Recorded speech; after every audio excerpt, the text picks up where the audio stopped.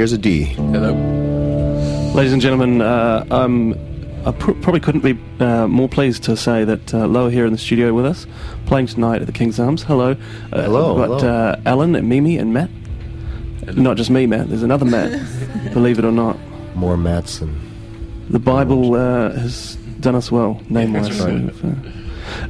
So welcome to New Zealand. And is this your first time in New Zealand? First time in New Zealand. Yes. Oh, my goodness. I can't believe it. I know, it's very exciting. It's come close a couple times. It's been threatened, I know. It's been threatened that this is the first time. And very excited. Great. All our friends have been here.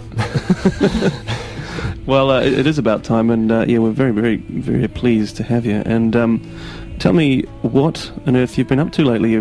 Drums and Guns is out, and... Yeah, we toured a lot, actually, this last year. And we've just had about a month and a half or 2 months home for a little bit. It's been a winter. Still in Duluth? Yep, Duluth, way on the north. Might as well be Canada. Hanging out with the kids and 2.5 feet of snow and building tunnels. Building tunnels, huh? Yeah. I hate to get serious all of a sudden, but someone told me you've been in Africa. I was about a year and a half ago. Right. With a friend of ours.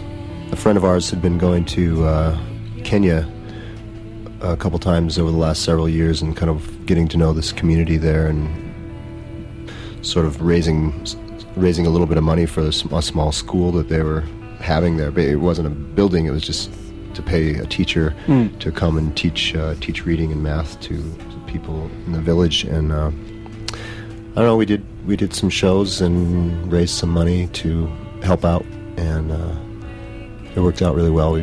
Because of the economy and the exchange over there, you can do quite a bit with a very little amount of money. And at one point, I was able to go over and see. Basically, the money went towards building a school building, and I got to go over and see it. It's really great, and I mean, for an American farmer growing up in the Midwest, it was really kind of It was more than just literally the other side of the world for me. It was really exciting. And you got to milk goats again. I got to milk goats again. Which we know you love. You love to milk goats. Yeah. I have heard about that. The goat milking, yeah. I heard about the first time. I didn't know about the second time. Oh, yeah. And I mean, Kenya's in a bit of a strange space at the moment. Have you heard? Yeah, Kenya, yeah. They're really in a tough spot. I mean, I don't want to choose sides necessarily, but Kabaki is definitely someone who the poor and the Maasai even have been fairly skeptical of, and it's a very volatile place. I mean, I guess anybody who's been to a third world country or seen kind of mass poverty in sort of a society that's kind of, or at least in our terms, sort of on edge, it really leaves an impression with you, and to hear things like the trouble that's going on there now is really kind of disheartening. Well, should we talk about Lo as well for a little while? Yeah. Okay. Sure. So, Drums and Guns. It's your second Sub Pop album, correct? Correct. Yeah. And probably sick of talking about this direction here, but I mean it's notably more. I mean, you've worked with people like Spring Heel Jack and Pan American and kind of slightly left center people, and I guess now more than ever you could say that your sound is sort of reflecting that. And I don't know.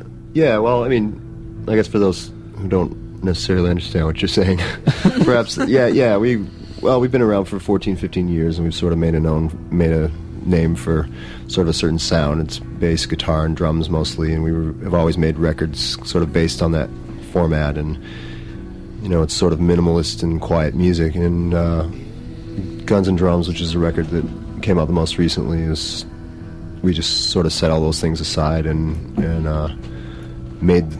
built the songs with different tools, some odd drum machines we had hanging around the house, and then a sampler that I've been playing with for a few years, and we essentially just went in and built the record with different parts and different tools instead of the ones we were normally used to. And I don't know. I mean, the voices and the songs are still sort of still low, still the there. consistent Yeah, I thing, think that's but No, it was good. I mean, we've been doing this for a long time, and I mean, really, at this point, the things that are exciting for us are new experiences, and finding ways to push yourself and put yourself in uncomfortable situations. Because I don't know, time and time again, I think that's where you come up with things that you can be most happy with later on. You really have to challenge yourself, I think. And I don't know. This one was the way we pushed ourselves. Yeah. Just kind of threw everything away and try to figure out how to build it with nothing. And you having fun with that on the road, with the new songs and? Yeah, a little bit. Yeah, I mean, we had. To be honest, when we play live, it's still back to a very. It's back to the very. Well, we've been playing with this little pump organ that we bring along. Well, Matt, Matt's been playing. That's I like that. That's kind of a new dynamic. It's kind of fun. Yeah, a couple samples and. But I don't know. For the most part, we've over the years we've done over 1,000 shows, and it's always, I mean, really a big part of our interaction with music and the people who listen to our music really is based around, your voices and your hands hitting things. And I've been struggling with the guitar for years and years, and I guess I feel like. Don't say it. What? I don't know. Whatever you're gonna say. Okay. Well, you say you've been struggling for years, but I don't know. I felt like if you said something that you finally got into a point. No. I was gonna say it. Right. I was like, don't say it because it's not. I was gonna say I'm not gonna throw it away now because you're kind of like wasting all those years of try. It's the only thing I've been that consistent with grappling with all my whole life. So why stop now? Right. Keep the fight going. Keep up the fight. I'm gonna beat this stinking thing one of these days. Have you considered playing the ukulele or something? No way, man. And Matt, you've been in the band for a shorter amount of time than these others.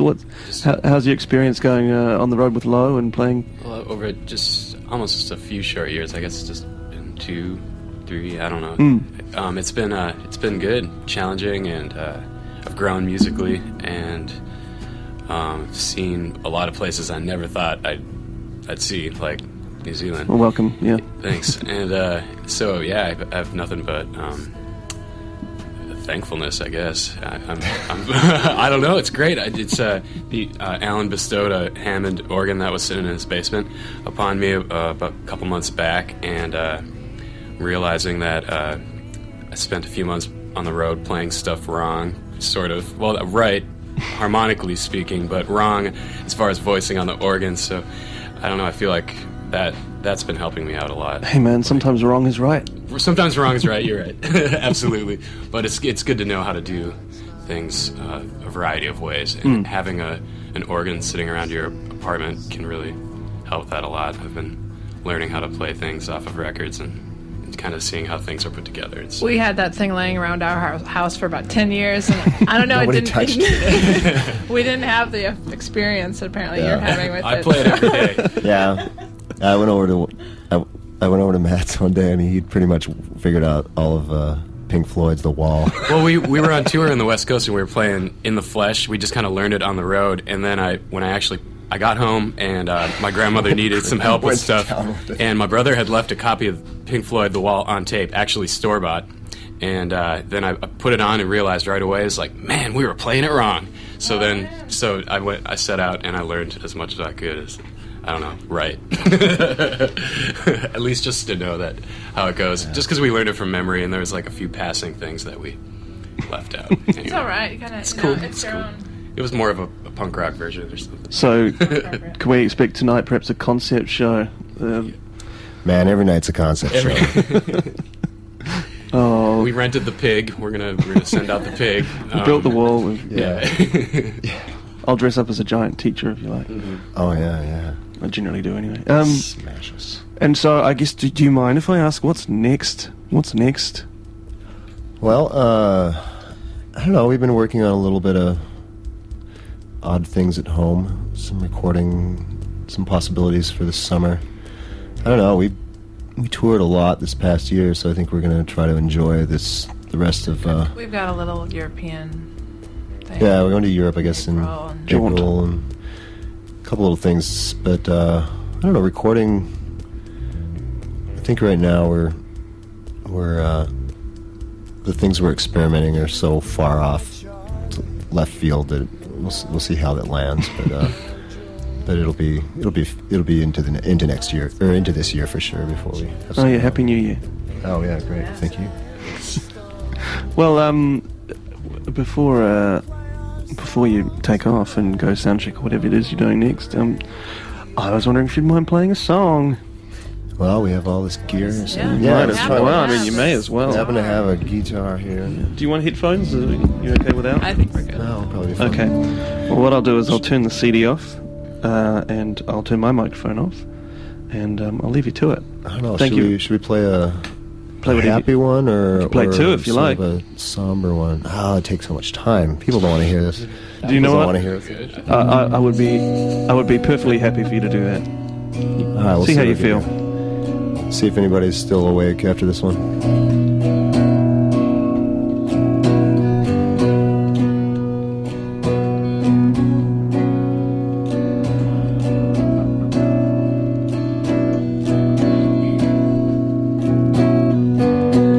So she waits on the edges of the mattress. What it takes to get a bad mess out of a bad dress. When she sings, it's like a blue dove on a whipping post. When she speaks, she thanks the good Lord for the Holy Ghost.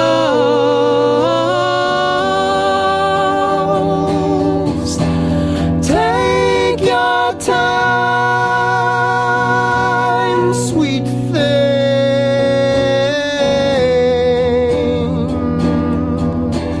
Take your time.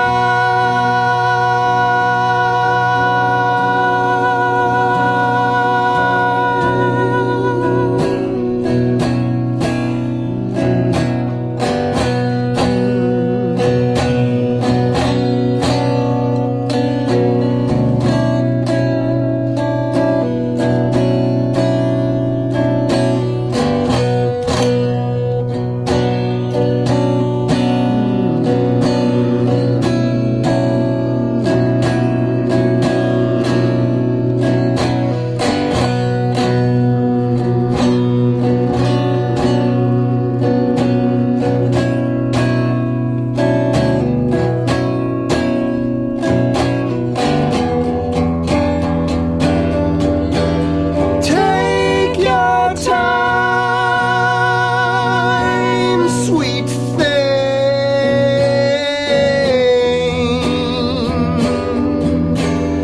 Take your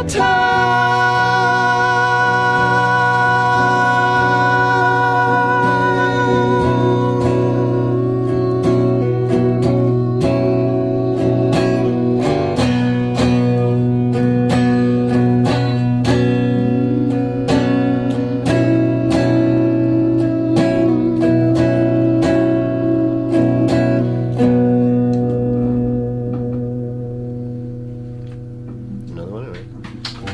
Oh yes. Tell you what, can I be selfish and ask you to play another one? All right. You All mind? right, we'll do one more. This is I don't know.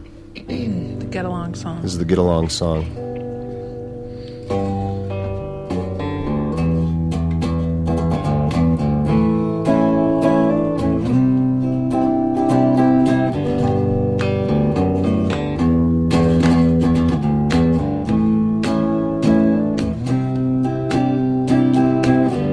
You be my Charlie, and I can be your George. Let's bury the hatchet like the Beatles and the Stones. They'll play our songs forever on the radio. Let's bury the hatchet like the Beatles. The Beatles and the Stones.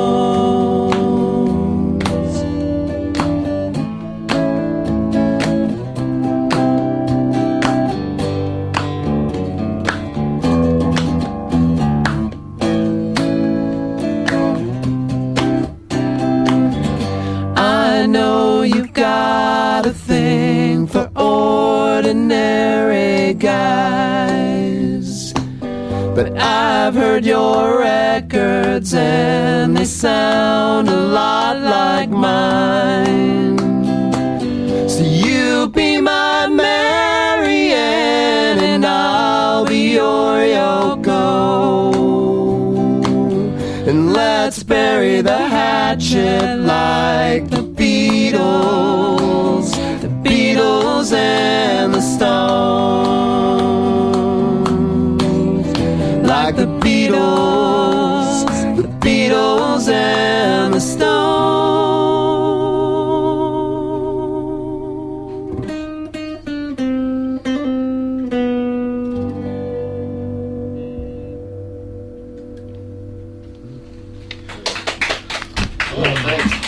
Oh, yes. Should we dedicate that one to the swift recovery of Paul McCartney post-heart surgery? Oh, I didn't hear about that. Heart surgery. Yeah, he's had secret heart surgery. Secret heart surgery. Well, it can't be too much of a secret. Well, It's no secret now, man. Anyway. All right. Hey, thank you so much. We'll see you tonight. Absolutely. It's my my dad's birthday, so I'm gonna come up after. All right. Happy birthday, Dad. Yeah. So tonight, the King's Arms with Anne Emerald City. Tickets are at Real Groovy. I dare say you'd been an idiot if you missed out. Not you. Come on down. Yeah. Okay. We're going to leave you now with one of my favorite Low songs. It's Sunflower. That's okay. Oh, All great. right.